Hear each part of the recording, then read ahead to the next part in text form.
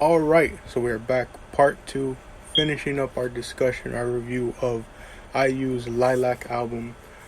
Got through the first five songs, and now we're here with the next five. Gio, open us up with the next song.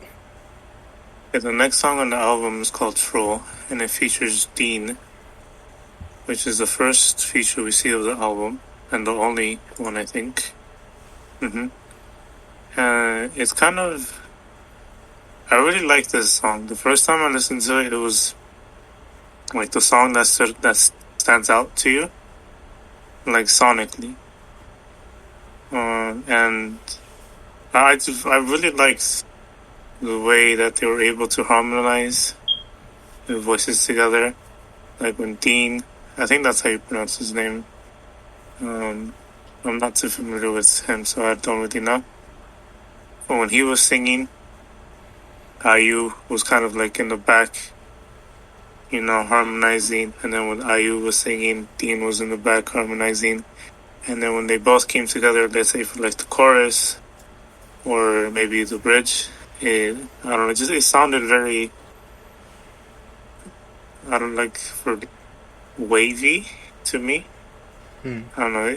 Yeah, that's how I viewed it. Interesting.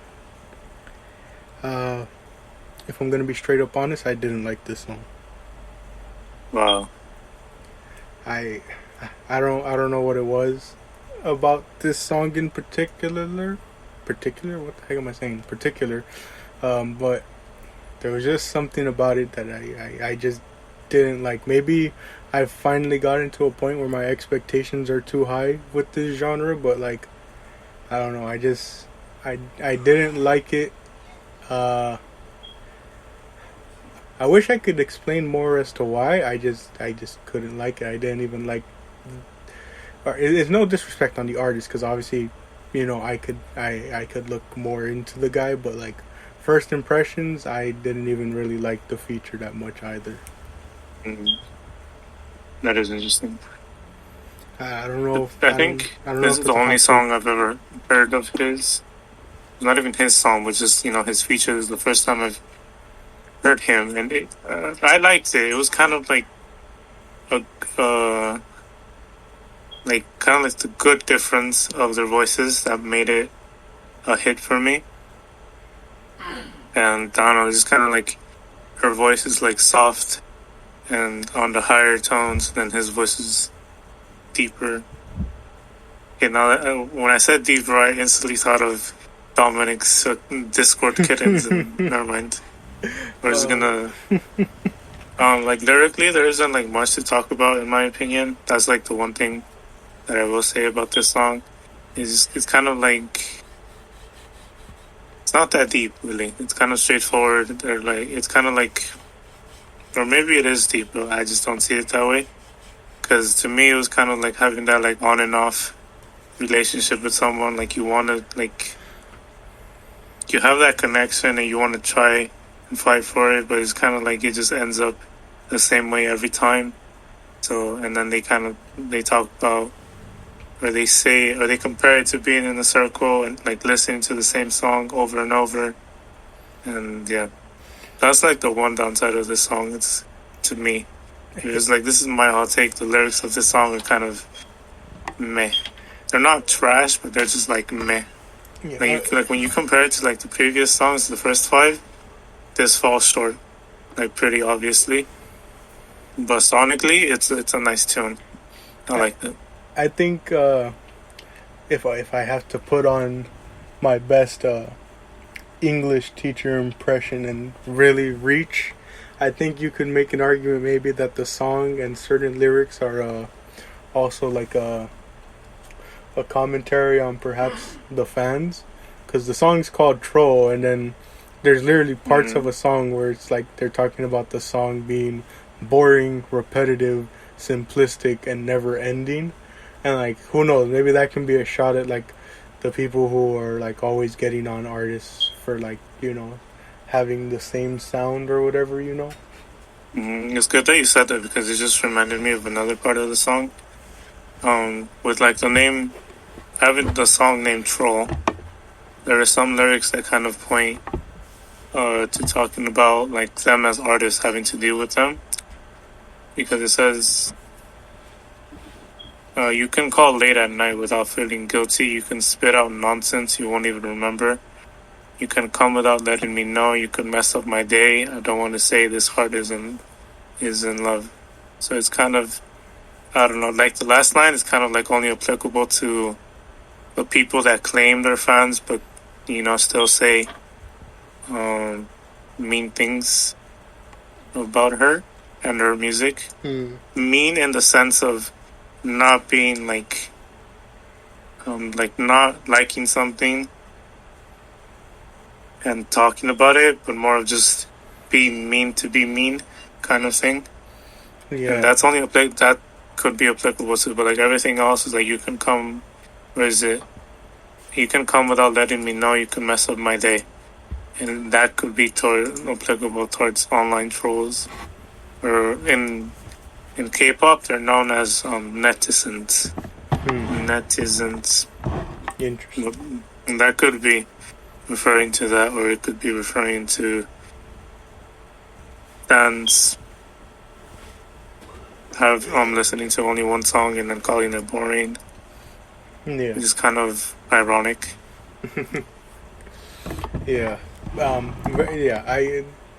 That's definitely an approach you can take, but definitely I think this is the first time that I've clearly not, well, as far as the albums we've reviewed so far, this is the first time where like there's a song that like I clearly haven't liked yet, Like there have been songs that it's like, oh yeah, it sounded good, but just wasn't my cup of tea. This is like one where it was just like, I don't know. Like I said earlier, I don't know what it was. I just couldn't get into it as much as I have with the previous 5 songs on this album. And speaking of tea that is in cups, the next song is Empty Cup. This one is kind of, I really like this one too, because of the theme of the song, and it's kind of saying basically falling out of love when you're in a relationship with someone. Like you were in love with them, but then you kind of reached the point where you fell out of love, and now you're just, as she puts it, sick of their love and the boredom that is swallowing them. Interesting. Yeah. I like this song too. It was definitely shorter. I think it might have been the shortest song on the album. It's only 2 minutes and 20 seconds. Yeah, so it was very short, and but it was still very simple in its fact. It got its message across, and I really liked it. Do you think it was done purposefully? Because it's kind of like when you reach that point, you kind of want to end it as quick as possible. You don't want to drag it out longer than it needs to be. So you could make the argument that she deliberately made this song shorter because it fit the message better. Yeah, and I know some people might, look into the lyrics and maybe think, oh, it's simplistic, it's repetitive. Going back to the last song, those same criticisms of it. But like at the same time, it's like this part could like really tie into like the whole fact of like she's repeating a lot of what she's saying because that's it. Almost in a sense feels like that's what like a lot of people do when they finally reach that like breaking point. Like they almost in a sense just like repeat their frustrations in a way. Like how she's saying, just continually saying like I'm sick of your love and all that it's brought to me. And like how again she even says it herself. She's fed up with everything at this point, so it's like, it could signify that emotion too. Like it's short, it's quick to the point, and it just gets the main message home by being repetitive. I liked the song as well, even though it was a bit short. I liked it. Well, how fitting that our discussion of it is also short. The next song is truly a masterpiece. Like I know the term masterpiece is thrown a lot in K-pop. Like whenever your favorites release a song, people are immediately. We talked about this on the Twice episode. Yeah, they're like quick to start calling it a masterpiece, a legendary song of the year, 10 out of 10 song, 10 out of 10 song, and so on and so forth. See, the issue is but if everyone loves IU, there's not a single person who doesn't love IU. IU is literally the no one could hater, like the zero haters type of person. Well, that's a bit of exaggeration, but my point still stands. And if I were to pinpoint one of the reasons why, I forgot to mention this earlier, but I used Lilac won album of the year in 2021. Interesting. If I were to pinpoint one of the reasons why it won that is because of this song, and the song is called Micey, because it's not just a song, it's literally an entire.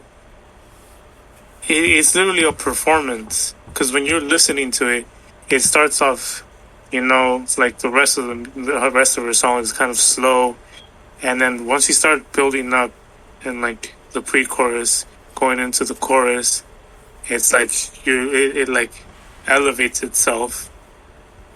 It's not like the lyrics are like have changed dramatically from the start to the chorus. It's literally just the instrumentals, her voice, how everything was arranged, the layering of everything, and then towards the end of it, where it reaches like the high point of the story that they're trying to tell in this song, she kills it with her vocals, dude. She absolutely slays this song, dude. Like literally 10 out of 10.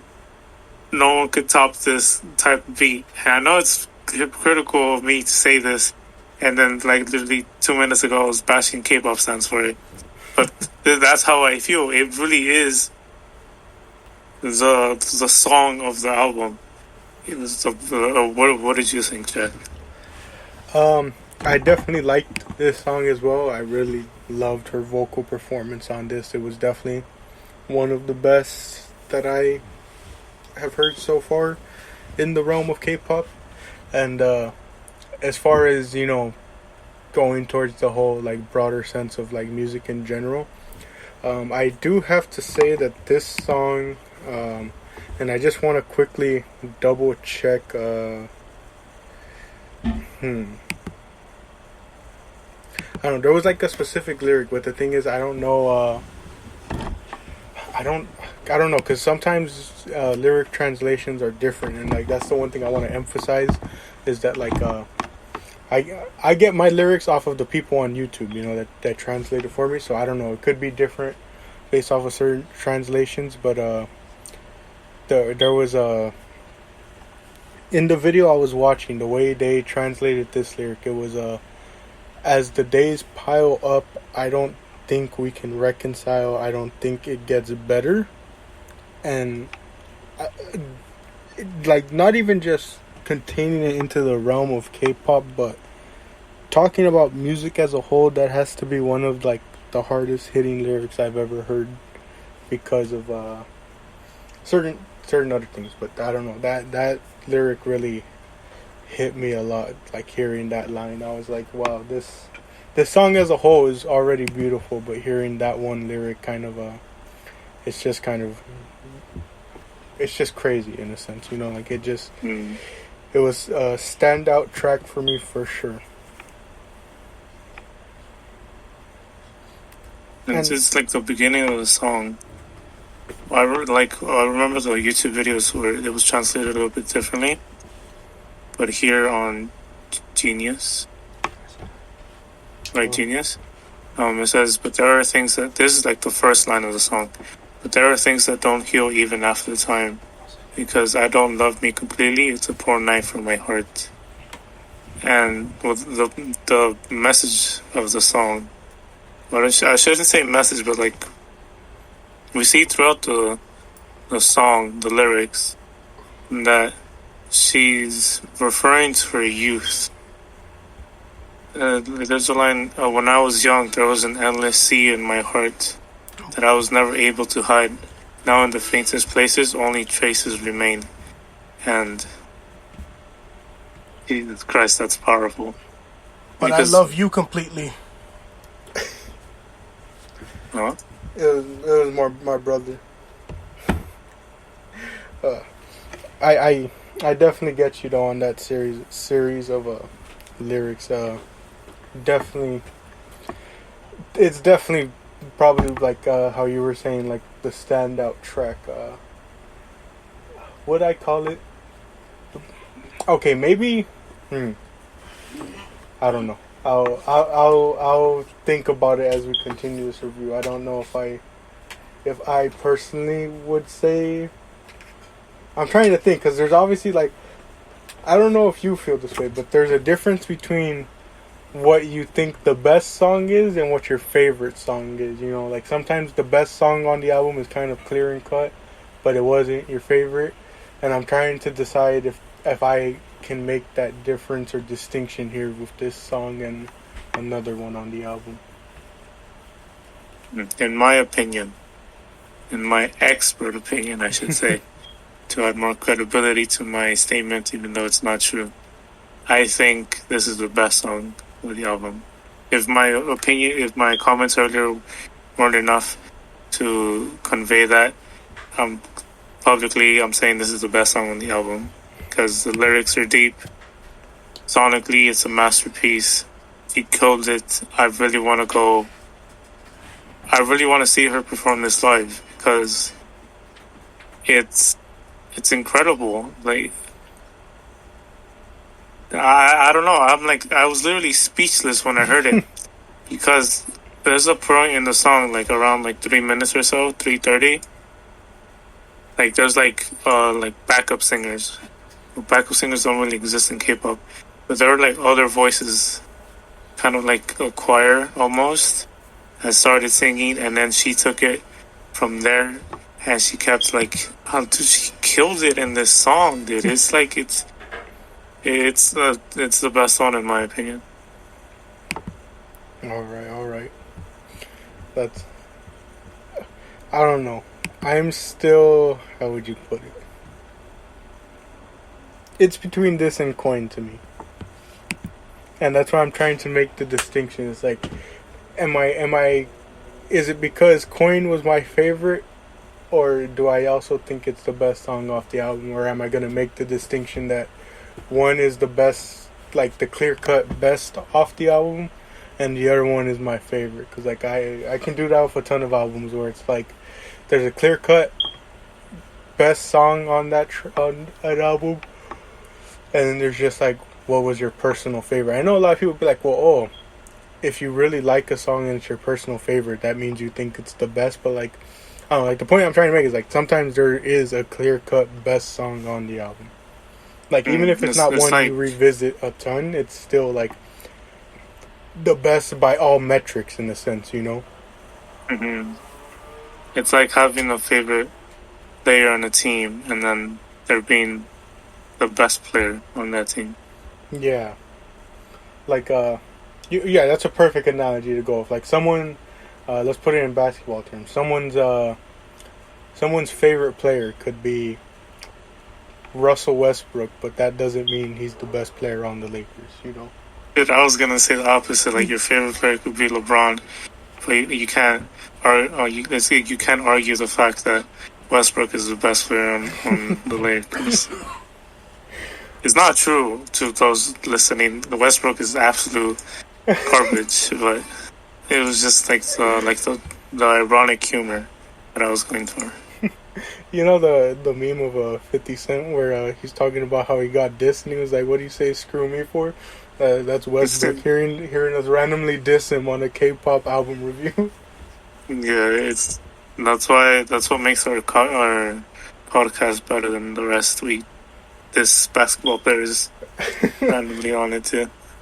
Oh man, yeah. Tune into the next episode where we talk about it. We do a movie review and then I take 15 minutes out of that review just ranting about Ben Simmons. actually let me not put that out into the universe because I could rant for like 2 whole episodes on Ben Simmons. But moving on to our next song, I don't know, like, how do I put this? It's literally a simple title, but I truly don't know what's the way to pronounce this. Because it's Appa. Appa, okay. Because when I see the words, all I think about is the thing our friend Willie does when like he's like joking around, and when when someone says like an opinion that like a hot take or something that it's a terrible opinion. He does that thing where like he pretends to spit on someone for their terrible opinion. Oh. That's all I think of when I read the words. So that's why I was like, is it pronounced like that? Because I don't know. When listening to the song, it obviously comes up, but I don't know. I didn't hear it as much. Well, because I think the thing that made it difficult to be able to know what's the pronunciation is like it was like repeated in a sense, I don't know if you get what I'm saying, but like in the chorus, it's like she doesn't straight out just say it. She like repeats it like what's the way to put it? Like I don't know. She just repeats it like is stuttering the right word? No, because she doesn't like stutter through it, but like what I think you could describe it like a stutter step type thing where like she repeats the first word like a couple times and then the second word a couple times, like in a sort of like rhythm, I guess you could call it. But getting into the song itself, I really liked it. It was a very feel good song. I would give it the title of a banger, and it definitely had. Okay, wait. No, I need to rethink this because it has a summer type feel, but this is an album with a spring type feel. So I really don't know. Maybe because it's at the end of the album, it's slowly transitioning into the summer. Boom, there we go. Connections. It's actually pretty impressive how you connected that. But I think the title of the album, not the album. What am I talking about? The title of the song. I think it's wordplay. Because in Korean, the way that they say pain, or like you see how like in English, I guess, when like little kid gets hurt, like ouch, right? Like ouch. In Korean, they say appa, like it hurts. Like they don't make it like an ouch sound; they just say appa, it hurts. And looking at the lyrics of the song, she's being like adventurous and saying, well, I'm gonna go surf a tsunami, basically.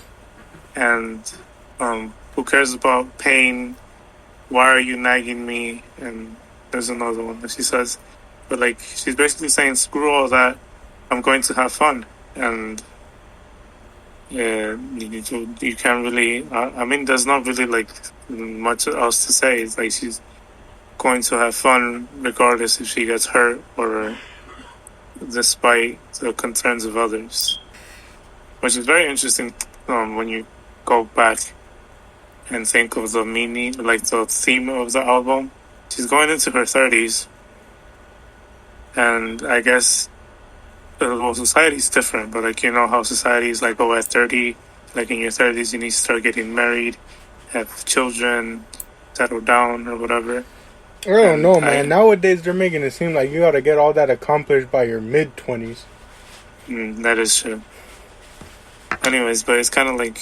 But that is a typical thing, yeah. That by your 30s, you're supposed to have everything, like, set in point at that point. To me, it's kind of her saying, screw all that. I'm just going to continue having fun the best way that I know how. I like that. Yeah, I definitely see that. I think the lyric. Let me think. Because I get the whole thing of living life to your fullest. That's why I said I really enjoyed like the thing. But there was a point where did she say it? Oh, wait, was it in the bridge? Oh yeah, she says let's see each other until we get tired of it in a sense, or till we get like sick of it, And I don't know, that line on its own, I know it could probably mean something in terms of how would you say it? In terms of the grand scheme of this song, but like in terms of the album, I don't know why, but like reading that line kind of made me connect it back to was it High Spring By, that whole thing, like that whole topics that were being discussed in general stuff. Is like, I don't know, it ties back, it makes me think like it ties back to that point because of the whole saying goodbye and all that, but also like wanting to see them again. It's like maybe the way you can look at it is like, and especially in the scheme of this sort of thing, because you know how we were talking about some people not wanting to let go of their youth in a way. Like, you could look at it that way, like maybe in their mind they're like, let me basically live my youth until I get like sick of it, or like I get to the point where I've had my fill and now I'm ready to do like how would you put it, like I guess the more laid back stuff of life, like once they've had their fill of the joys of life, like again it kind of makes it seem like I guess the main sort of message you can give it is that like she wants to do it on her terms. She doesn't want to let go of her youth just because society's the one telling her, like how you were saying, how by your 30s you need to give up on all that. It's like, it really kind of gives me the message of like doing it on her terms, and so that when she's finally felt like she's satisfied and had her fill of the youth, then she'll start making those transitions that people expect of her. Mm-hmm. I completely agree with that. It's when you started talking about that, I saw it as dragging out your youth as long as possible until I guess until you physically can't continue. But I like your ending thoughts that it was kind of on her terms, and she'll decide when it's time to give up her youth, basically. Well, not give up her youth, but just like when to transition to the next stage of life. Yeah, really enjoyed that. And speaking of what's it called, transitioning from the next stage, as I read the lyrics of the next song, if we're done with the previous song, we get into the final song, the Epilogue. As I reread through the lyrics, I kind of got like a new meaning from it in a sense, like or not a new meaning, but like when I first listened to the song, I was like, oh, that's a nice closer to tie the album together, but I didn't have much notes on it. But as I reread it, and now again with that knowledge of the whole transitioning of ages, I kind of get like this feeling from this song, at least as I read certain parts, that like you could see it as like her, like certain lyrics really look like it's her younger self talking to her current self, because there was a lot of talk of reconciling in the previous songs and moving on, and so it's like when you see that it begins off and it says was it good to know me, was it good to love me, are the old songs I would sing for us still comforting? And then she says, if you answer yes to all these questions, with that alone my life will be okay, and it's like it kind of signals that like that moment of closure almost, in a sense, or like that moment of like being able to finally move on from like the past. Do you remember that? It's not, I guess it's a meme where I guess like the dog dies and then death comes for it, and then the dog says, was I a good boy, or something like that, and then death says, no, you were the best. It's kind of like those same feelings. Yeah, is what you just said. And I don't know.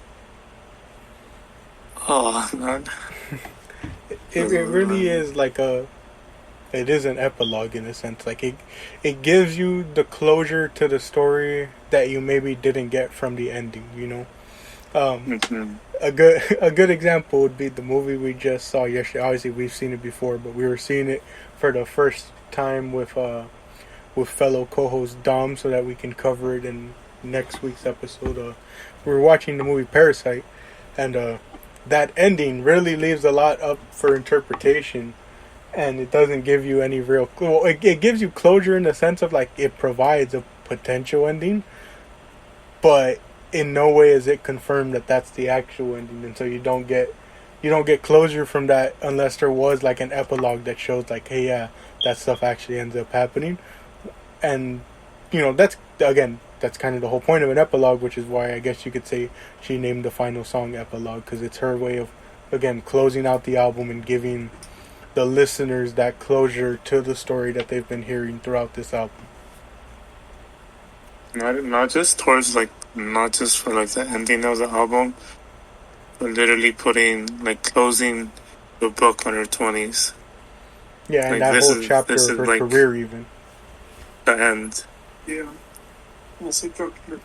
Yeah, really, really good stuff. I'm looking through the lyrics again, and it's just the chorus, of course, says, "There's no doubt in my head. It'll just move on to the next thing. If we keep on with our lives, we'll see each other again. I believe we will." And the outro says, "I don't have any regrets about this night. I fall in a deep sleep if I go to you and tell you what I dreamed. Will you listen?" Like, you can really interpret that just whole set of lyrics as like, it's closing the chapter on this point, but it's almost in a sense like that doesn't mean that you aren't able to revisit it just with a better outlook on it. Like years down the line, you're able to look back at this point with maybe look back at this point in your life with a more positive light. Maybe in that moment, or even a couple years after that moment, you look at it back with negativity and all that, but then maybe years down the line, when you finally properly healed, you can look back with like I said, with a more positive outlook, and be able to really appreciate a lot of the stuff that happened in those times. I think the case could be made for it being a song for her fans too, because more like her long-term fans, or any fan really, but it would realistically be towards her older fans, the fans that have been there longer, because like during the period of let's say like her debut to now, it's kind of like she's asking her fans how they feel, and if they feel this way, then she's accomplished basically what she wanted as an artist by providing comfort to her fans, or being like, how do you word it, like satisfying? No, I don't like that. Just being there for her fans and being able to provide content that they enjoy is enough for her as an artist, and she could move on to her next stage in life, feeling proud of herself and relieved that she was able to accomplish that, I guess. Yeah, really, really beautiful finish to the album. And what would your final thoughts and ratings be on the album? It's a very solid album, but I don't know. It's just kind of song number 6, Troll. It's just kind of like, it didn't live up to the rest of the album. And because of that, realistically, it's like a 9 out of 10. Like a 9.5. 9.6. Yeah, like a 9.8. Yeah, that's like, I don't like the number 8. 9.9. That's it. 9.9. Interesting. I might as well just give it a 10 at that point. Yeah, it's a 10 out of 10 album for me. It really did deserve album of the year in my opinion. If it didn't win album of the year, a lot of people would have been angry. I like how you just slowly were rounding it up. It reminded me of a certain meme that I can't talk about on this podcast because of its implications, but I'll tell you about it afterwards. As far as my thoughts, really good album, really touched on a lot of good stuff. Really glad to have reviewed it on here because it really brought it into new light than what I previously had from it. Let me think of what my rating would be for it, because I have a certain scale that I go by, and see, I don't know. I need to really think about the way I scale albums, because you get to this whole point of, when you compare them to other albums, does it, like, that whole thing where it's like, if you give two albums a 10 out of 10 and then you start comparing them, it's like, well, does one 10 out of 10 still hold up in comparison to another? And like, I don't know if that's necessarily the best way to look at it, because an album can be a 10 out of 10 in its own aspect compared to another one, depending on if it accomplished its goals. I mean, there's just a ton of stuff that goes into determining the score of an album, but like, man, I really need to rethink my score, because sometimes I'm like, if it can only be a 10 out of 10 album if it only has one or less. There's nothing less than one. It can only have one miss on it, like there can only be one song on it that you don't like, and like if any more than one would decrease it from being a 10 out of 10. But now that I think about that, how many albums have I had where it has more than one miss and I still call it 10 out of 10? That is up to me to review. Let's see. As far as Lilac, for now, I'm going to give it an 8.5. Let's go with 8.5. I want to really review.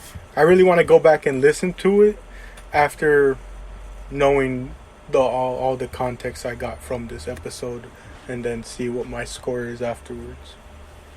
I feel like it's gonna jump up one. It'll be like a 9.5 by the time you end up listening to it again. I can't wait to do that. I was just gonna say that I like, while listening to this album and reading the lyrics, I loved it so much that I'm actually gonna go out of my way to go get a copy of it the next time I'm out. And funny you bring that up, because maybe it can be in itself its own segment or topic, but with 7 minutes left, with 7 minutes left, look at this as and I'm speaking to the listening audience. Look at this as a preview of what could potentially be its own future topic on either this segment of the podcast or the general Rule 34 season 3, season 4, whenever we cover it. But as I've been listening to these albums, whenever I go to search for the lyrics, it's always interesting that I see when I go to type it in, I type in the album, the artist, and one of the first searches that comes up is album unboxing. And when I looked into it, it's like the physical unboxing of it, and I'm just like, wow, that's kind of rare to think about, that like, a lot of these fans are into the physical aspect. I mean, there's still people here in the western side of music that are into it, obviously with vinyls and stuff, but you don't see people going out and buying CDs and tapes still of albums and all that, especially because a lot of the times it doesn't come with much except the CD of it. But it's interesting to see that, like, in that in this whole subculture of K-pop and Korean music as a whole, it's like they have these physical copies that people seek after. I forgot when it was introduced, because at first, when K-pop, I wouldn't say when it was starting, but it wasn't a thing until later on, or a little bit later on. And the whole, like, one of the main reasons people go out of their way to buy albums, sometimes even in bulk, like I've heard of people buying 20 copies of the same album, is just like the collector's mindset of it. Because each album has like unique photo cards of the members, and there's like a complete set, and diehard fans want to have everything, so they buy in bulk, or they just buy multiple copies of the same album. and obviously they're gonna get duplicates of some photo cards, so they put them up on eBay for a ridiculous amount of money. Like, there are some fans that are like, like reasonable, and I go, I have this photo card, I have 2 copies of it, I'm gonna try to sell this one, and maybe they'll put it on eBay for $5. And that's a reasonable price in the K-pop community. Like, everyone, if you find the photo card that you want for less than $10, it's kind of like you're lucky.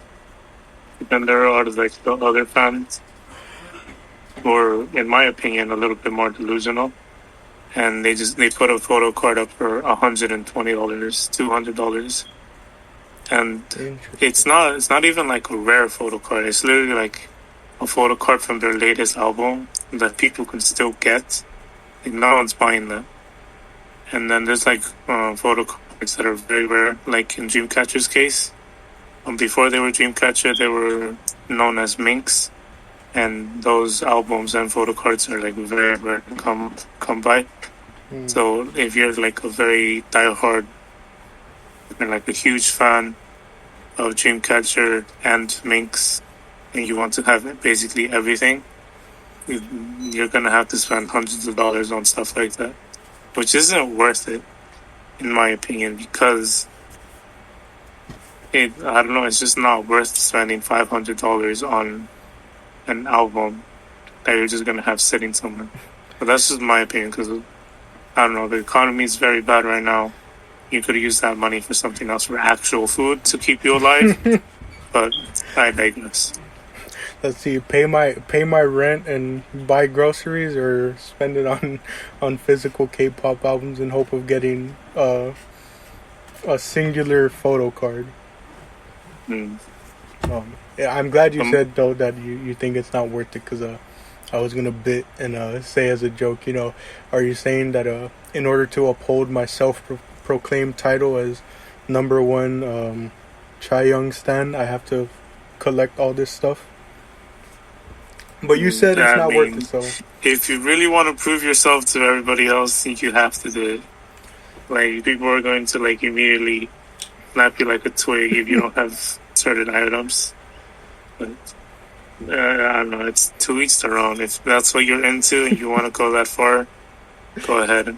But if you're normal like everybody else, buy the album if you can at a reasonable price.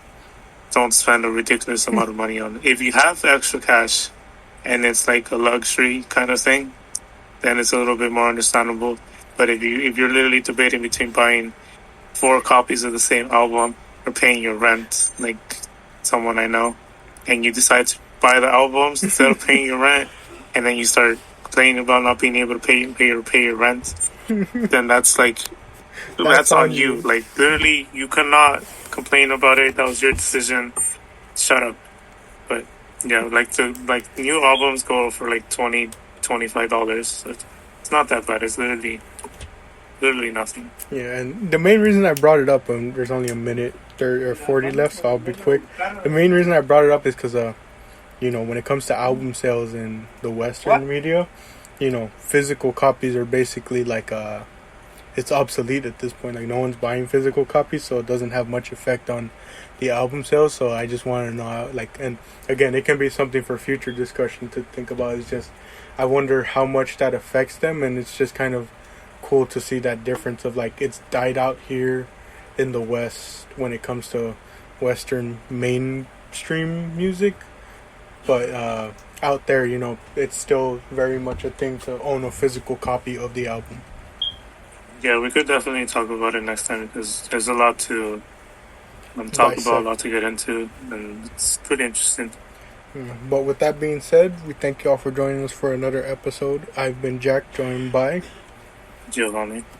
Thank you all for joining us for this episode. We will see you the next time with our next album review. Thank you, and see you in the next episode.